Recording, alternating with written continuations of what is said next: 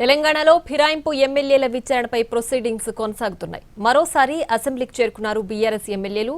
నిన్న ఇచ్చిన స్టేట్మెంట్లకు సంబంధించిన రికార్డులపై సంతకాలు చేయనున్నారు ఫిరాయింపులపై ఫిర్యాదు చేసిన ఎమ్మెల్యేలు.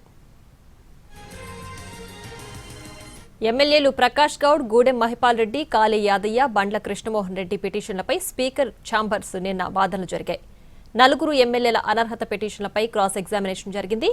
ఫిర్యాదు చేసిన ఎమ్మెల్యేలు స్టేట్మెంట్లు ఇచ్చారు. కానీ ప్రొసీడింగ్స్ ఇంకా పూర్తి కాలేదు. దీంతో మరోసారి అసెంబ్లీకి వచ్చారు.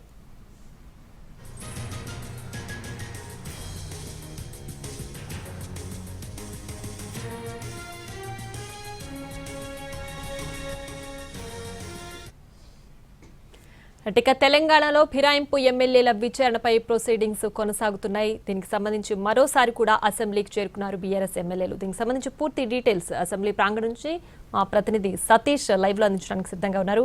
సతీష్, చెప్పండి, ఫిరాయింపు ఎమ్మెల్యేలకు సంబంధించి క్రాస్ ఎగ్జామినేషన్ కూడా పూర్తయింది కదా, ఇంకా నెక్స్ట్ స్టెప్ ఏముండబోతోంది, ప్రస్తుతం ఏంటి దీనికి సంబంధించి అప్డేట్?